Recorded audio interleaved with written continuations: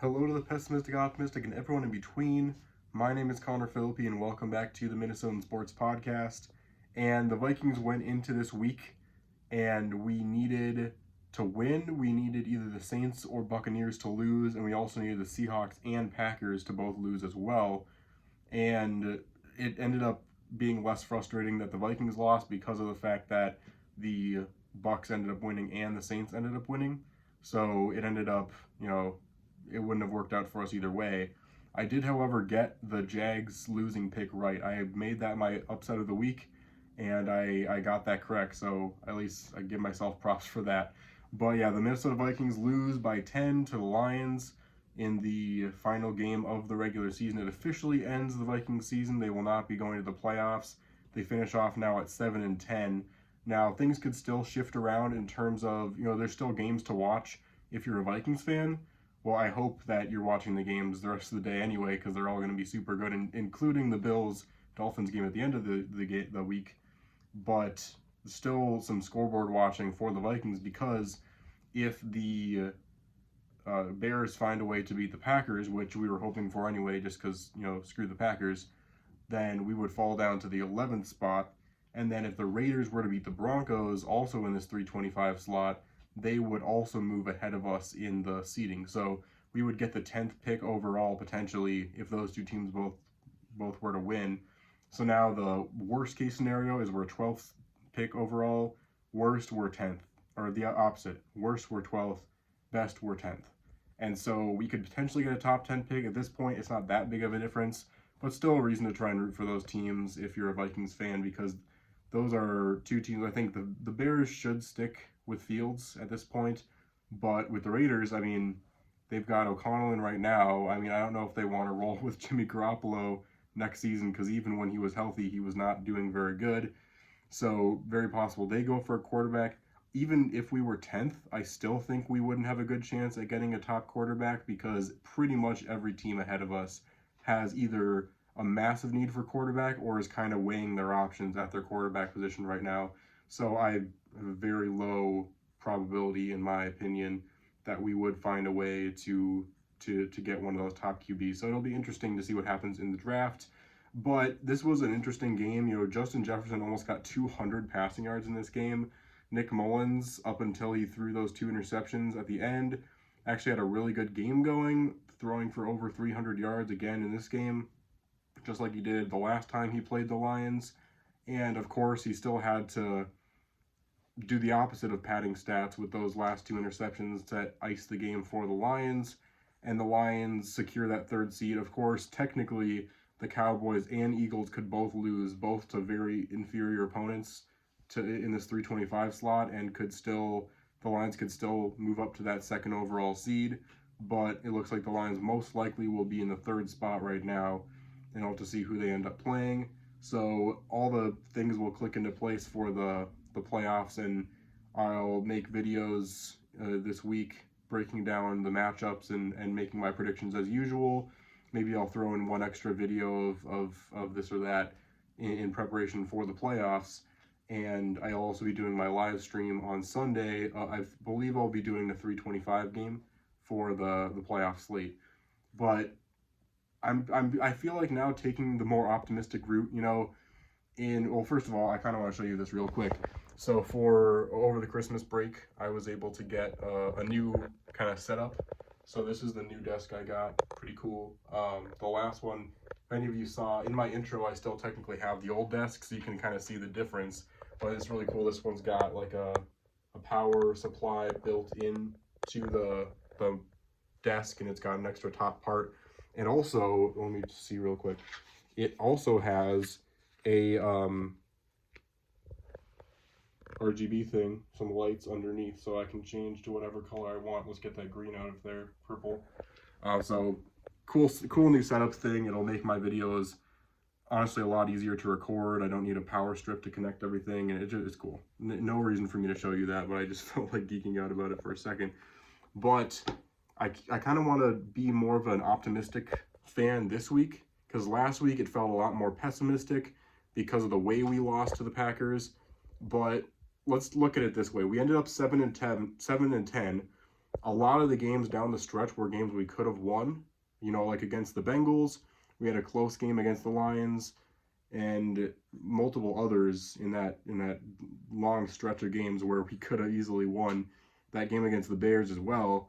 So a lot of frustrating losses, and the fact that we still, if we had won those games, we would have been in the playoffs right now. The fact that we ended up 7-10 with all the things we were dealt, I mean, this is about as what we expected as a finish when we lost Kirk, and it could have been better, but also we really could have fallen into a serious hole. We could have gone with 5 wins, 6 wins. So at the end of the day, you know, it would have been more impressive if we'd been able to make the playoffs, but when you're dealt what the Vikings were dealt this season, not just with Kirk, but with all the injuries, it's really difficult to be able to string enough together to be able to win. We started 4 different quarterbacks. It was an impossible task to be able to do what we thought we could potentially do at certain points this season. So it's easy to mope around and say, this or that, O'Connell could have called things one way or another, but at the end of the day, we did not have a quarterback that was capable of doing what we needed them to do in order to lead us to this point and find a way to make the playoffs regardless of Kirk's injury. Kirk was such a big part of our team. I think that one positive of him being hurt is that we realized how much we needed him. So I really hope we run it back with him this upcoming season. And, it was a really rough thing to think about. The fact that we were on such a roll with Kirk. If he hadn't gotten hurt, who knows what could have happened. I feel like there might have been 2 or 3 games the entire rest of the season, maybe even less than that, and we would have at least made the playoffs, if not found a way to come all the way back and take the North, considering the fact that there were a couple weeks there where we were 1 victory away from taking the North, even with all those circumstances in the way. So, it's tough thinking about that, and it's also tough thinking about how, if we had this defense last year, how we also probably could have been a Super Bowl contender instead of making it or getting out in the first round. So there's a lot of what ifs, a lot of frustration with that, but also there's some positives for the future. Our defense, I feel like, can only get better, considering the fact that we didn't have a lot of big name, free agent players on this defense this year. Really, Byron Murphy was the most expensive player we brought on in the offseason to play for this team. Obviously, we might lose Danielle Hunter. That's going to be a huge hit. But in terms of the secondary, I feel like our secondary can only get better. We're probably going to try and draft someone in this year's draft. We might end up drafting someone with that top pick to replace the edge. I personally hope we're able to get a pretty good quarterback with that pick, but we might be able to get the defense even better. So the defense is looking up. The defense is young and has a great future ahead of them. Obviously our offense all depends on whether or not we can extend JJ and what could happen with our quarterback situation. But I truly feel like if we can find a way to extend Jefferson and sign Kirk to what I would only imagine would be a 1-year deal as kind of like a let's see what happens this year kind of deal. And if we can get those 2 things to happen, Hawkinson's out for probably a good part of the first part at least of next season, but we still have Addison as well on his rookie deal.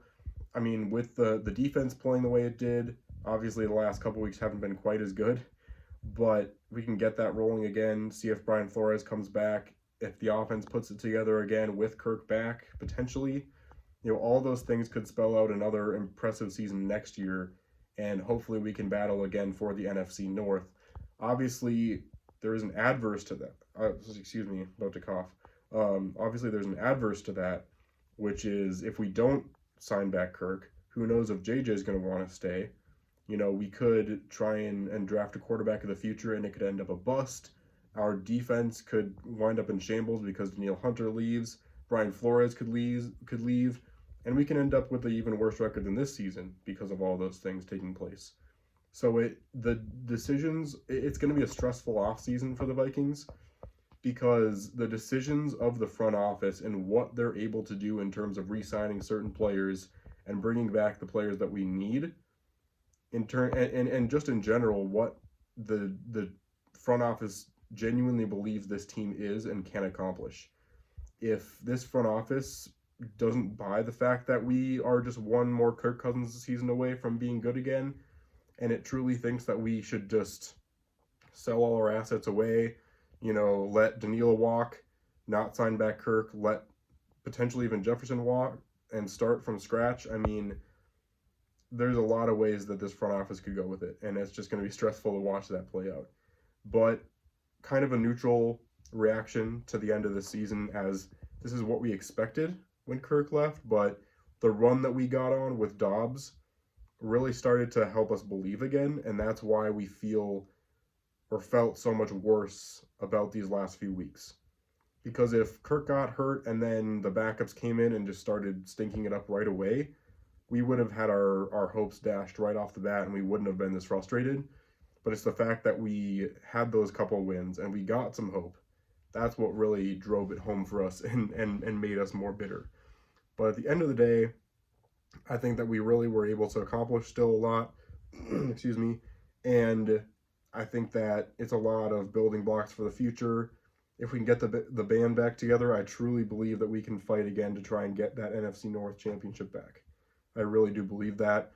I hope we can get a mix of building for the future and reloading this season to try and make another run. But we'll have to see. It all comes down to the front office. But I'll make a lot more in-depth videos about that going into the offseason in the next few weeks and couple months. And, of course, all the other things that I do in the offseason will take place. Obviously, the Wolves, like I have right here, are still very good. Maybe I'll make a little bit of content about that. I don't usually do a lot of NBA, but maybe I will. The Wild are kind of iffy right now, and the Twins continue to not do anything in their offseason so far, so we'll have to see how that plays out. But Minnesota sports roll on as the Vikings get eliminated, and that's just the way things go. So thanks so much for watching this video. Thanks so much for tuning in to my raw reactions and Vikings-related stuff all season long. I really appreciate it. I was able to gain a lot of support in the last few weeks, so I appreciate that as well. We'll just keep this thing going, and plenty of NFL content still coming the next few weeks, even if it doesn't have anything to do with the Vikings. So thanks so much for watching this video. Please like and subscribe, and I'll see you on the flip side.